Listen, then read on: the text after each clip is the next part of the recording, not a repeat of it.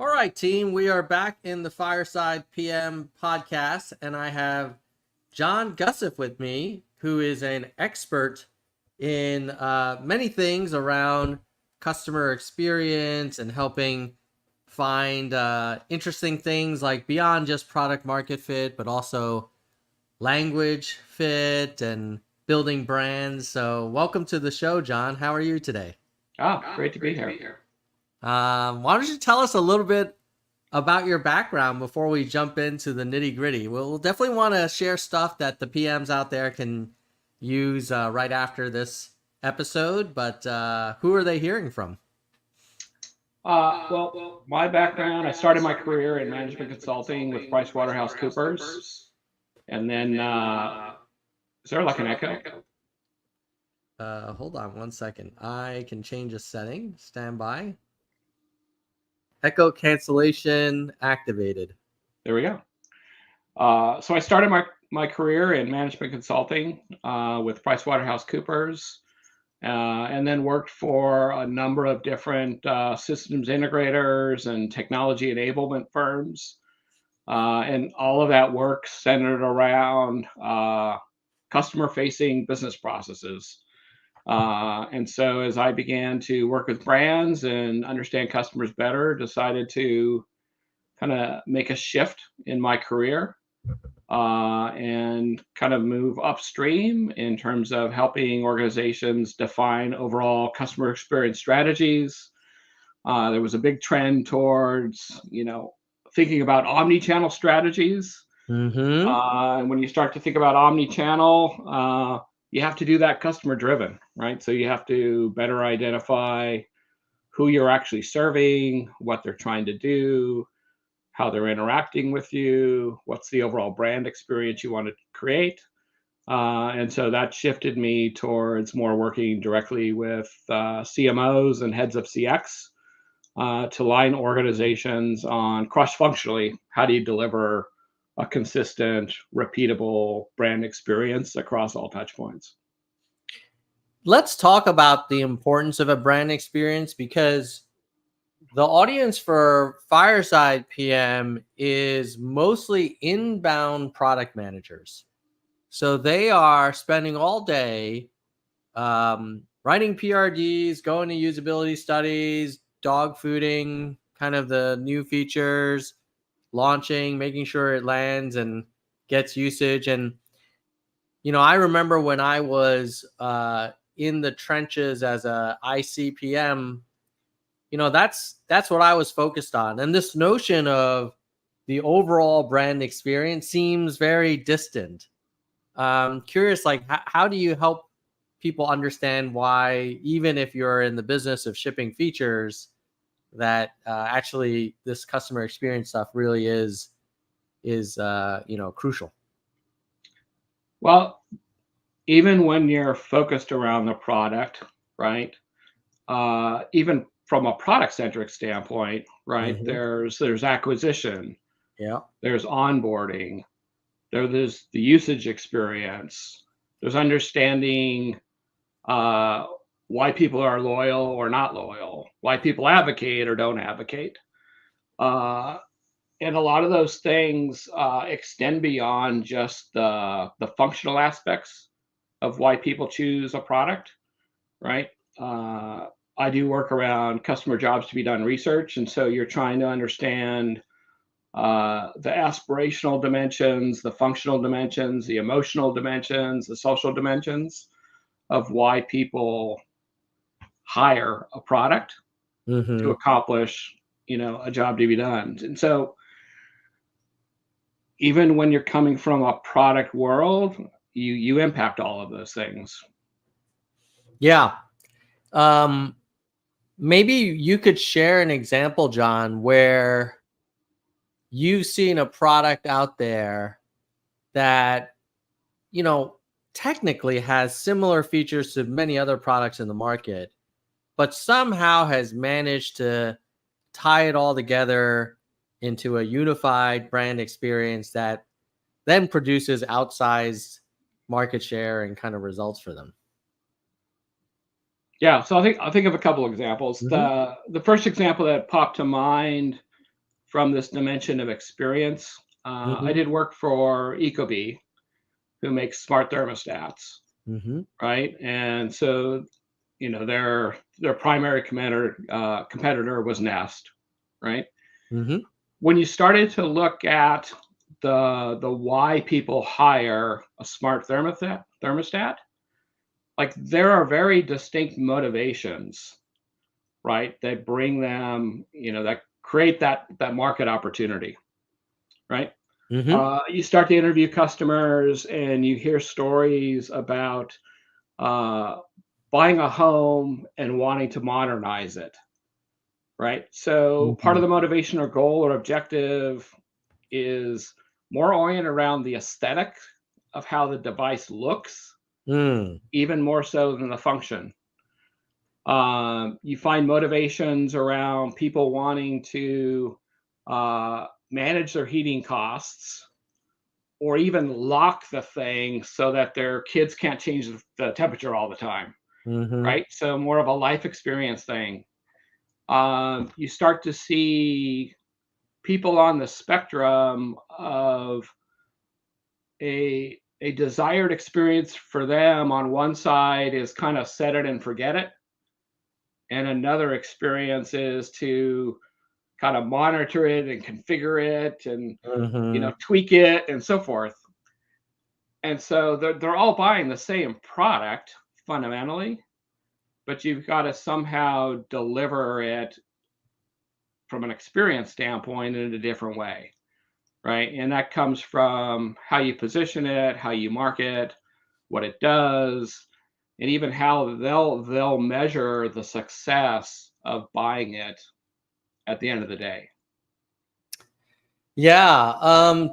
I totally see that making sense in hardware products, because it is like in your example, it is like a part of the house. It's something that your guests will see when they walk by. It's something you'll see all the time. And um, I could also see all the use cases you described around parental controls and autopilot and that kind of thing. Do you think that applies also to software products? Because I think a lot of PMs out there are wired to say, okay, I have a product. It either is missing these features that I need to build, or it has these features that exist that need to be improved. And I'm just going to keep doing that and the product will just get better and better. You're describing it seems like in a more holistic way where it's like the product is this actor in the user's life kind of thing. And I'm curious, do you see that apply as strongly in software as you do in hardware problems? Well, I mean, the reality is Ecobee it's a hardware product, but it's also a software product, right? So in Mm-hmm. that context, it's both.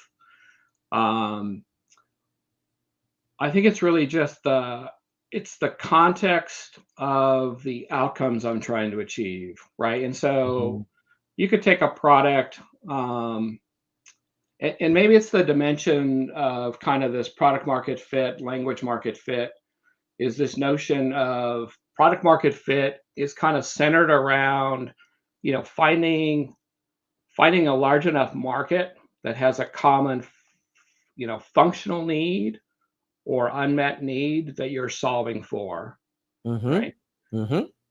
Language market fit tends to be more oriented around kind of the aspirational objective, right? And so, like, even if you think about like the problem set for like something like Slack, right, is this problem space of like there's too many channels to coordinate or manage communication, right? And that's kind of a problem space like definition of it, Mm-hmm. right?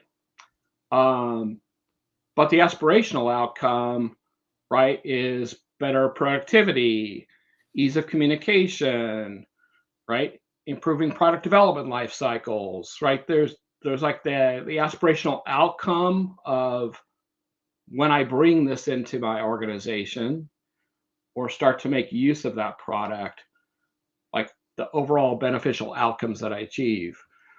And so if you're only focused on kind of communicating the feature sets that you've built, Mm-hmm. right, you may miss that that language market fit in terms of like the why, like the storylines that resonate with the audience who's making the decisions or making the buying decision and so forth.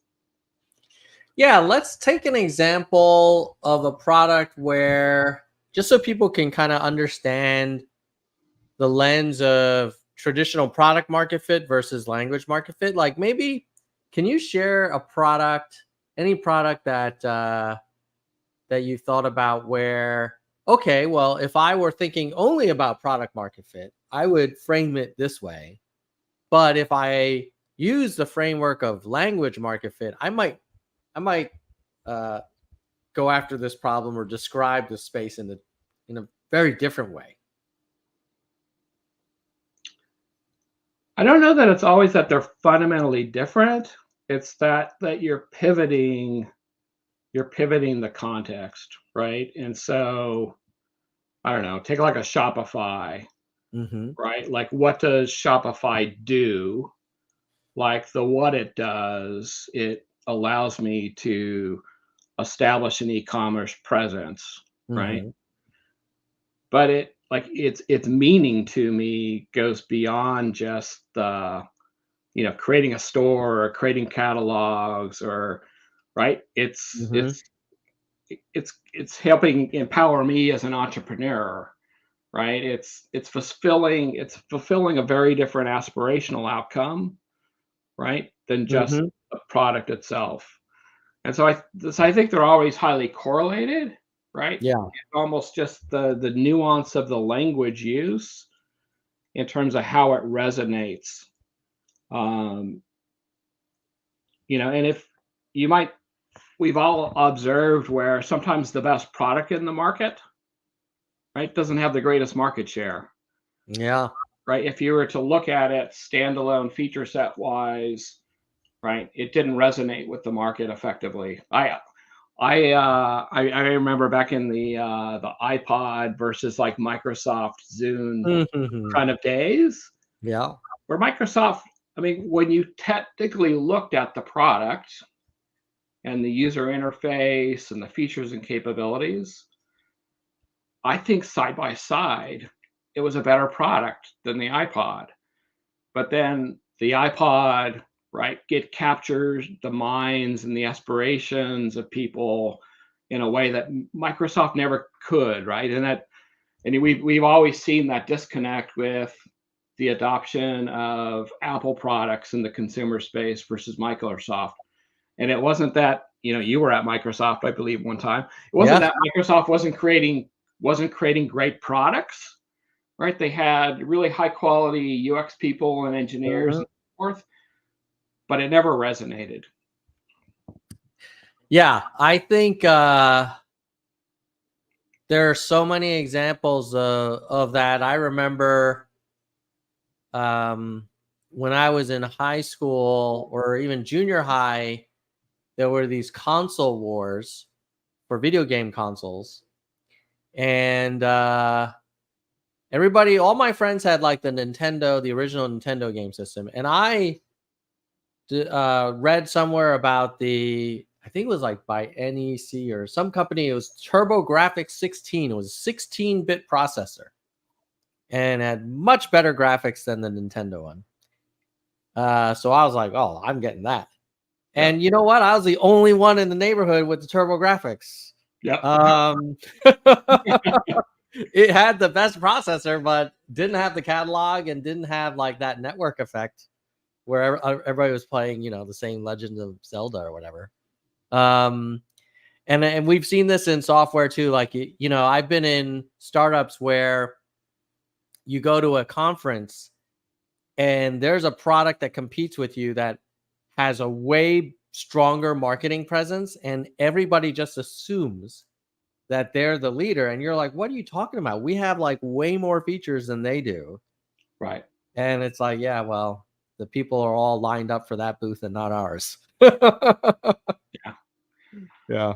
And sometimes that's what needs you're serving, right? Mm-hmm. Um, Yeah. I like to talk about, like, from a jobs language in terms of who your buyer is and what they're buying.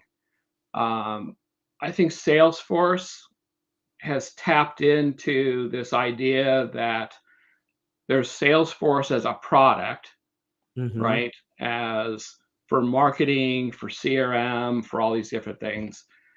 But what they've tapped into with Dreamforce is that people buy Salesforce because they get promoted, they get observed, they get Mm-hmm. seen.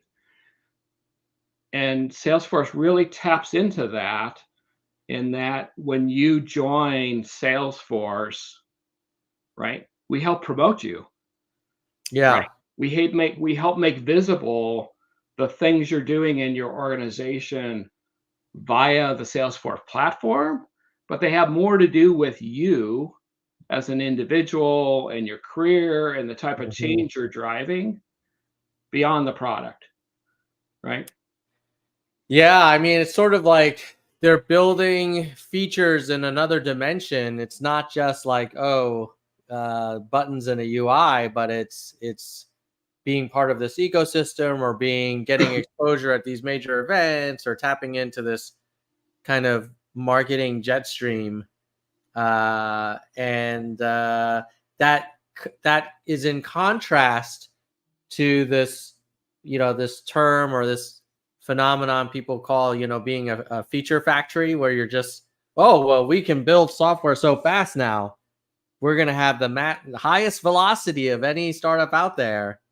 And it's like, yeah, well, if it's pointing in the right direction and it kind of comes together and performs the job that you're hired for, great. If it's just a bunch of creative people with, post-it notes and a workshop, like that may not necessarily lead you to success. Right. And along that, the ecosystem thing, right? The companies that, where not only do you buy the product, but you get certifications Mm-hmm. in using the product, right? Those certifications have more to do with you as an individual than the Yeah. product itself, Yeah. right? They make you more marketable, right? And Mm-hmm. so there's always this context of, like, what am I buying and what am I going to get out of it, right? We're selling to humans at the end of the day, right? And Mm-hmm. so there's an aspect of, what do I individually get out of it when I hire in or buy into this ecosystem, and I'm part of am just part of that overall opportunity. John, we talked a little bit about jobs to be done. I think a lot of people are familiar with that framework. You also alluded in our previous discussions before this call around to the notion of customer progress. Can you maybe share more about that for those who aren't as familiar? So customer progress is interrelated with jobs to be done, and Hmm. customer project is this notion that the job to be done isn't a static event. It's always movement towards a goal or an aspiration. And so when Mm. you really drill into jobs to be done research, it has a lot to do with goal theory. And when you think of goals, you form goals, you pursue them, and you're always assessing to what degree have you accomplished them. And so customer progress is kind of a language I've leaned into, which was kind of part of Clayton Christensen's overall idea, was this Mhm. notion of that, like, the causal event for people hiring things is to make progress, Mhm. and it's to achieve different outcomes than they're currently achieving. So in jobs to be done language, there's kind of these two kind of bookends. There's this notion of struggling moment, right? And the struggling Mhm. moment is really, whether in an individual context or a company context, it's simply the recognition that how you're currently trying to do things isn't working, Mhm. right? You're not achieving the outcomes you set up to achieve, right? You could have hired a CRM application, right? And it has nothing to do with the functions or features of the product, but the way in which you strategized or executed change management around the product. You didn't accomplish what you set out to achieve, right? So that's Mm-hmm. the struggling moment. Uh, what drives you towards, what creates progress is the idea that there's a new way or a better way, right? And you really have to you have to envision that in parallel with the struggling moment, and your progress is how you pursue that, right? Um, I use a framework called the Wheel of Progress for my Jobs to Be Done research, and the notion is that there's a general journey that starts with a struggling moment, then people begin to passively look, Mm-hmm. and then they begin to actively look, Mm-hmm. and then they're in a deciding stage, and then they're hiring, and then they're consuming, and then they're always reevaluating, did I accomplish what I want to accomplish? And so I use this term cycle of customer progress because that's ongoing, right? I'm always reevaluating, did I make the progress I was trying to make? Is there something I'm missing? Are people doing, am I observing people that are achieving better progress than I am, either as an individual or as a Mm-hmm. business? And so I'm always in that constant reevaluation. And that's always outcomes based, right? The product or service is always simply a means to an end. And Mm-hmm. you're always evaluating, did that product or service help me accomplish what I tried to accomplish? Yeah, I like how I guess both the customer progress and the language market fit, it seems to open the aperture up for how you think about your product that you're building, that you're trying to help the customer not just go through this workflow and get it done, but there is a broader aspirational end game for the user that then gives you tons of headroom for new product innovation. We're using like a streaming tool now, and if the PM for StreamYard said, "Oh well, I help people syndicate live interviews on multiple platforms," that's one thing. But if you're like, "Oh no, I help content creators build a brand and grow an audience and have more impact on the world through sharing their voice," like, wow, then the world's your oyster as a PM. Yeah. Have you how do you think about balancing the, because I've seen that go the other way too, where sometimes teams are so fired up by the big aspiration that then they don't do the basic things like, oh yeah, but we got to make it easy for people to log in, or we got to drop the connection less. And how do you think about the balance between nailing the basics versus helping products go further? I think you always have to nail the basics. Mm-hmm.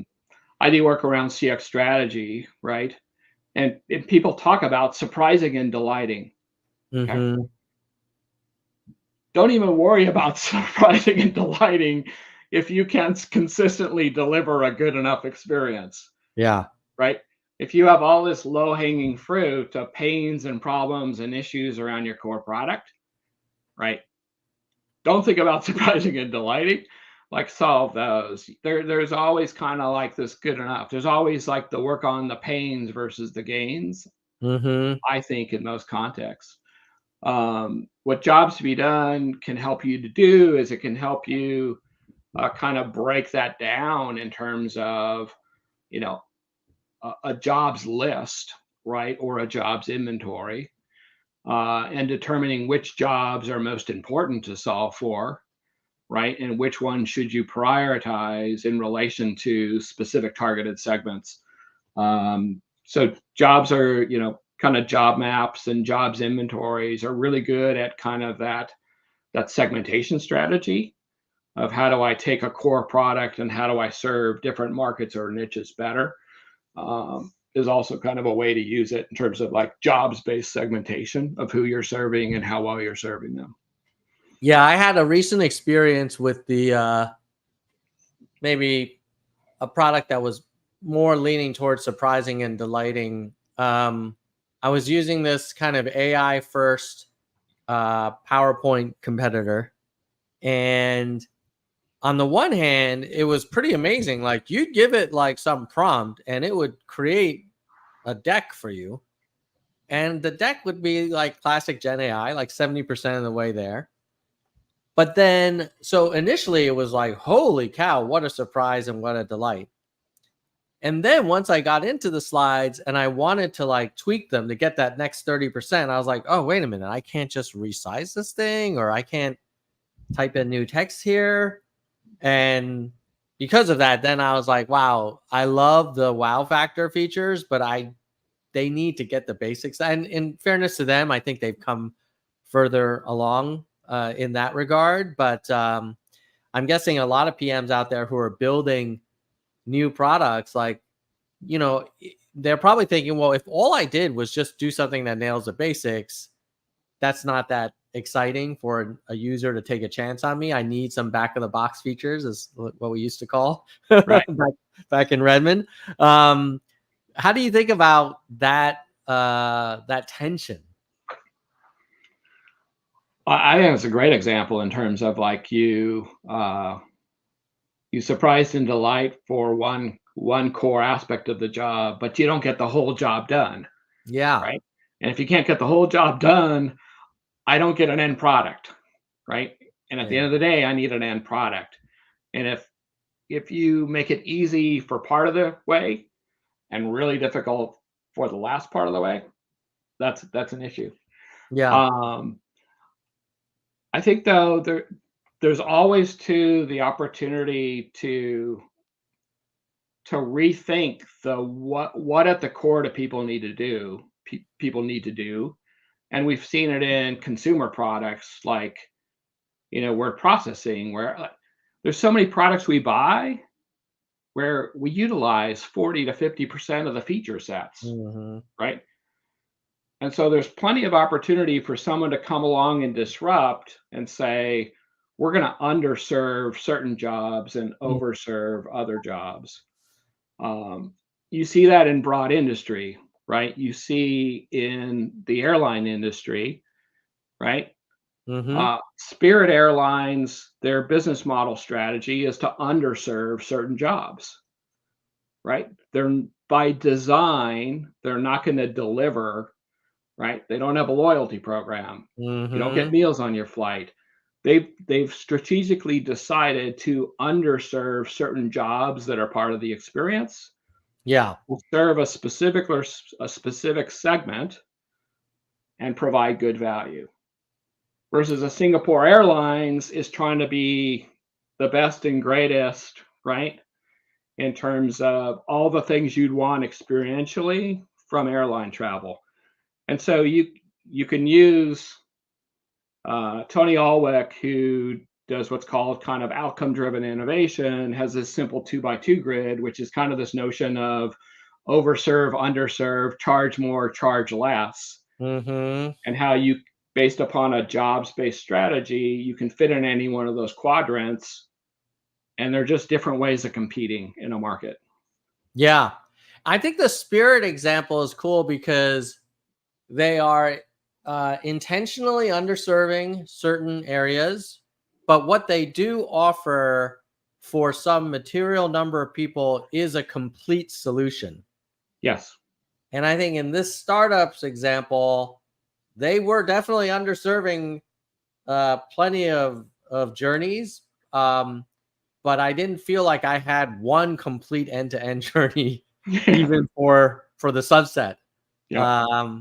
But I think they're making progress. So yeah, Spirit Airlines, at the end of the day, they get you from point A to point B. That's right. That's right. It's not like they drop you off halfway through. That would be a problem. They didn't say we didn't have a big enough gas tank in our airline to make that trip, so we've got to turn around. Yeah. They didn't have like 3/4 of a toilet. Well, let me ask you this, John. I know we're running up on time. I want to touch on one other topic, and then we should help people understand how they could kind of learn more from you and where else they can kind of get connected with you. I wanted to talk about your thoughts on brand type Yeah. and what do you think are the different types of brands, and maybe, again, for this audience, they're usually building SaaS products for businesses or consumer software products. So that's generally their kind of classic inbound tech PMs. How should they be thinking about brand type as product development teams, or is that something you kind of throw over the fence and let the marketing folks take care of that after you've built it? Well, I think about it within the context of jobs to be done. I mentioned there's aspirational jobs, functional, emotional, Mhm. social, right? Um, the the job types that matter, I think, are influenced by the brand, right? And so if you're a service brand, right? And so a service brand is delivering consistent functional experience. Like a service brand, I would orient as being kind of like a USAA, right? An Mhm. experience brand, I would articulate as kind of more of a Disney, right? A value brand being more of an IKEA. And so uh, those brand types, I think, influence where your focus is, right? For I did work for Lululemon Athletica, Mhm. right? Um, Lululemon is somewhat the context of a performance brand, right? In that they're delivering kind of highly technical products for apparel, for athletes and athleisure wear and so forth. But there's a big community aspect of what they're trying to do, right? The they're trying to change the dimensions of what that brand connection is, and it's centered around community, it's centered around classes, it's more experiential in nature than just the product itself. And so I think that just it influences, right, your overall experience strategy. um, how what you're trying to achieve from the overall brand experience, what aspects of the experience matter, and how people are going to measure you, uh, because your brand promise sets the expectation, right? And so people are always going to measure you based upon that brand promise and expectation. Like when I use a FedEx, right, FedEx has a very narrow definition of their product, right? You don't get to customize it, you don't get to configure it, you don't get to change it, right? It's their whole brand promise is when it absolutely has to be there next day, hire us. Well, Mhm. that's one service offering, right? They're not trying to be all things to all people, but they found a core niche of what they're trying to do, right? It's more centered around operational excellence, Mhm. right, than differentiating on customer experience strategy. So that's where I think just this notion of brand type is really just the context of who you are, right? What your business model is, the brand proposition or promise you're making, and it's a way of kind of setting out to define what does success mean in terms of who we're selling to and how we connect with them and what we deliver. John, a lot of people who listen to this podcast are also entrepreneurial PMs who are working on starting new ventures. And part of that process involves trying a lot of things, doing very kind of rapid experiments. And I'm guessing they're probably thinking, like, I'm trying to find a product that, an opportunity to solve an unmet need, and how I frame the brand promise and where I operate in that market. Like, I'll worry about that later. When is the right time to start thinking about what your brand positioning should be if you're in very early kind of 0 to 1 product development? I think in that context, it's definitely a little later in the journey than early, Mm-hmm. um, right? But you still have to find it, right? And it's not that you can't find it though. Uh, I would say for like oftentimes you're doing jobs to be done research from the lens of how do I serve an existing set of customers, better or improve or Mm-hmm. improve upon that. Um, but I would suggest jobs to be done research also works from a disruption context in that you generally know when you're offering a product or service, like the niche you're competing with, right? Mm-hmm. And so you can always use this type of research to evaluate and understand that customer set and what they hired and what's not working, what is working or isn't working for that targeted consumer, right? Mm-hmm. Or business customer. So it can inform both. But in terms of the brand positioning framework, um, I think it's a joint discovery, right? You're trying to uncover you're trying to uncover product market fit through putting things out in the world and getting Mm-hmm. feedback, right? And seeing what sticks. You still have to understand the why they hired it Yeah. beyond the what it does, right? Yeah. Because the reason people hired it and the what they felt it helped them accomplish it becomes how you message it and communicate it to what you might consider a cohort or whatever for furthering that market share.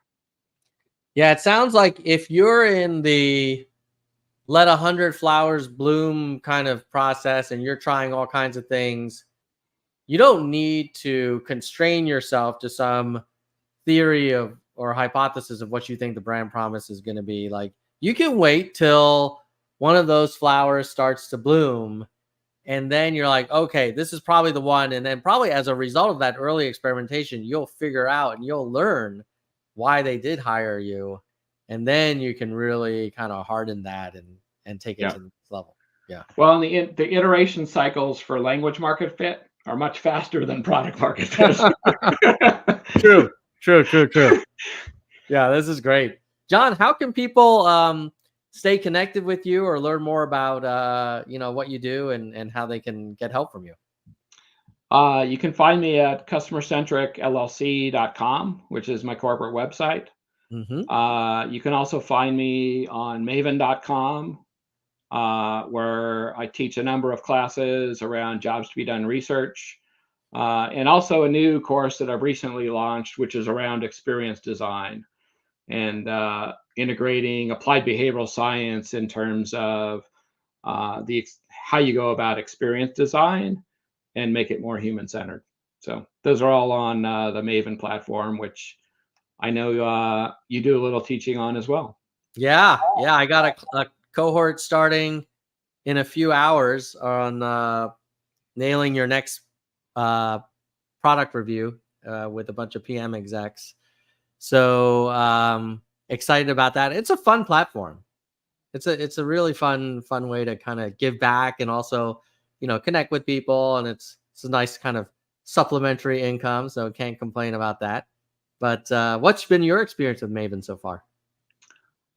It's been very positive because it takes away uh, some of the challenges and logistics Yes. around creating and marketing and promoting courses. Mm-hmm. Uh, and over time, I'm seeing it better deliver on that, right? Initially, all of my course leads were through my own direct marketing, Mm-hmm. but I'm starting to see the benefit of being part of the community and part of the platform and getting some of the cross promotion of people taking a course like yours and then Mm-hmm. observing or seeing a course like mine. So Yeah. It's I think the biggest challenge that they may be encountering, like any marketplace, is making sure the supply and demand are in balance. I remember when I had my first cohort just like a few months ago, I didn't see that many classes on Maven. Like there were a lot, but now I feel like it's exploded in terms of supply of classes. And then obviously if demand doesn't keep up, then that becomes a problem for the flywheel. So I'm Yeah. sure they're thinking about that, and it's a hard balance to strike. But yeah, I've enjoyed it, and so I encourage people to check out John's class on Maven. And if you found this conversation interesting, it sounds like you go way deeper in a variety of areas depending on the class. Yeah, I broke it down my classes in terms of principles and methods, Mm-hmm. listening skills, because I think it requires a certain type of listening when you're doing jobs to be done research, and then interviewing skills, like how to plan, structure, conduct the interviews, and then synthesize the research. And then the experience design course, I'm really trying to kind of empower people to better lean into ChatGPT driven methods Mm. of going about analyzing behavioral journeys, because with the right knowledge base and set of prompts, you can more quickly identify uh, opportunities for design intervention, more quickly ideate, Mm-hmm. and then you always have to have the right domain experts within that process. But if I generate a lot of ideas for the right functional or domain experts to evaluate and pick and choose to move forward with, Yeah. right, it can speed up that process dramatically. Yeah, that initial writer's block brainstorming, I mean, it is incredible what ChatGPT can do. I agree with you also that if you just take it blindly, like you'll end up kind of probably driving off the road. But if you have a good judgment to evaluate its best ideas, it can be a very powerful combo. So yeah, it's great that you're incorporating that into your class. Anything else that you want to share, John, before we wrap up? This has been great. No, I'll look to follow you on Maven and learn more about what you're doing and share that with my audience as well. I appreciate it, John. Well, have a great rest of your day. Enjoy that beautiful Seattle weather that you're experiencing right now. And no other place more beautiful than a nice day in Seattle. Off to Lake Wenatchee for a little camping this weekend. Oh, I'm so jealous. How's it? Is it going to be very hot, or is it going to be okay? It's going to be perfect. And we're just trying to figure out like what fall hike to do, because I think we're going to have some good change of colors, and Oh so my hiking should be God. beautiful. So jealous. In the Bay Area, it's in the 90s. It's 93 right now in Northern California. Kind of nuts. It was like 100. I was at Berkeley and it was 100 a Oh couple my days gosh. ago. It's nuts. So it sounds like you guys got the better deal this time. I think we're going to be in the 70s. Oh man, I love it. Well, you guys deserve it for sure. Take care, John. All right. Have a good one. All right. Bye. All right. So check out John on Maven, and let me see if I can find his Maven URL. John Gussif. Oh, there he is. So it looks like he is maven.com. Okay, I'm just gonna put it on the stream here so you guys can see it. Where is banners? There it is. Create a banner, paste. Yes. So there it is. And I'll put it in the chat as well if you want to check out John's classes. Okay, 3 takeaways from you based on the convo I had with John just now. One is this notion of focusing on the jobs that the customer's hiring your product to do. I think it has, a lot of us have embraced that over the years, there is a gap between understanding it and actually doing it. I mean, I was literally on a coaching call a few days ago with a product manager at a very well regarded company. And they were like, oh, we're trying to launch this thing by this date. And, the numbers are so far are kind of like maybe not super awesome. And I said, well, hold on. Like, what problem would you say this product is solving? And, why aren't people just going to use alternatives? And the answer that the PM gave me was, well, look, like we as a company already decided we were going to build this thing. And we said we were going to launch it, before the end of October. And so, like, that train has left the station. And I get that. Like, that's the reality of how companies work. At the same time, if you're a PM, if you're the PM on that project and it doesn't pan out, like, it won't be satisfying for you to say, like, well, I always thought the product was flawed. Like, you've got to find ways to have a very clear point of view on the problem the user's hiring your product to solve. And even if you say, well, look, I still need to launch this thing in October or whatever date we committed to, maybe that's the right call. But I would have a conversation with your manager around like where you think maybe the product can go after October to get closer to where you want it to go. Because the risk is like you get on the treadmill and you just start marching along some pre-existing talked about list of features and you just kind of bang through them, and then you kind of lose track of why the hell the customer hired you. The second thing was this notion around customer progress towards a higher goal, and the notion of like the language of the product and the aspirations of the product. It's very powerful, and most powerful when done in the right doses, in my opinion. What do I mean by that? Well, we all know the one extreme is that it's not a broadly inspirational, expansive vision, and it's just like, well, it's a product that does this, and you push this button, and then this thing comes out, and then we just keep doing it. Yeah, that has a problem, because then you're like, okay, well, where do we go from here? Like, what does the next 2 years look like for this thing?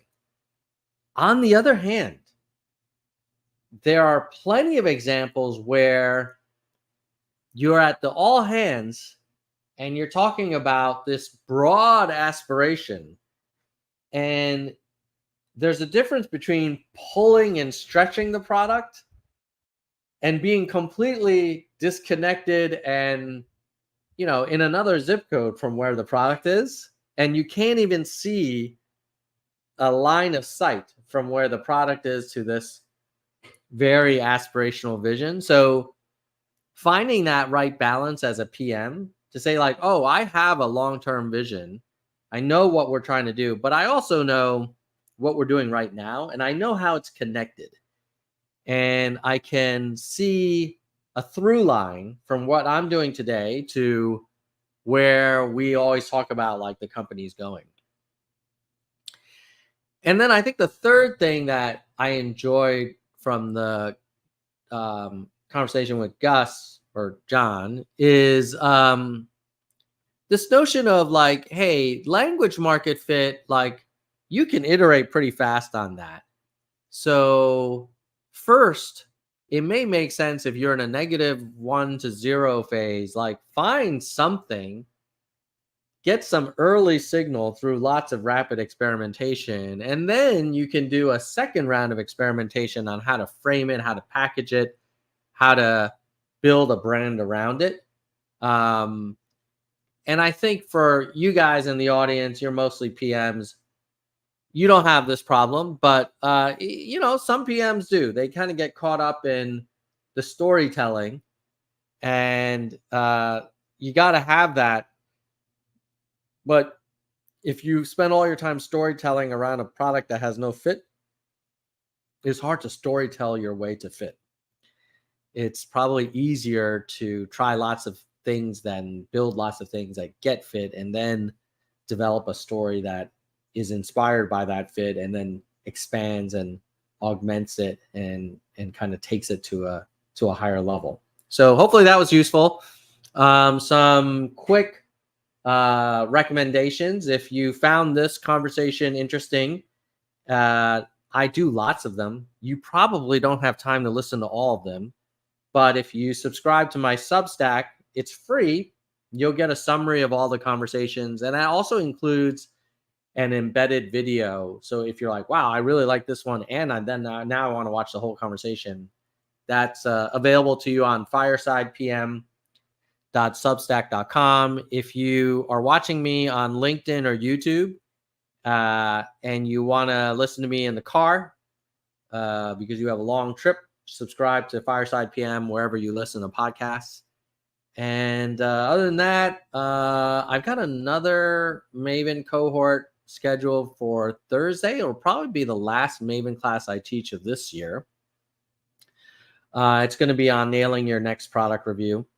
And it'll meet in November on Thursdays, I think at 4 p.m. Pacific. So go to maven.com/Tom L. if you want to learn more about that. And then if you need any one-on-one coaching, you can connect with me directly. And lately I've been working with a lot of entire teams of PMs where a company has been bringing me in to work with, usually a product team that's newly formed or, encountering some scaling challenges and want to get a second opinion and some workshops and coaching from yours truly. So if that's helpful, let me know. And with that, I'll just say, let's get back to work. Bye, PMs.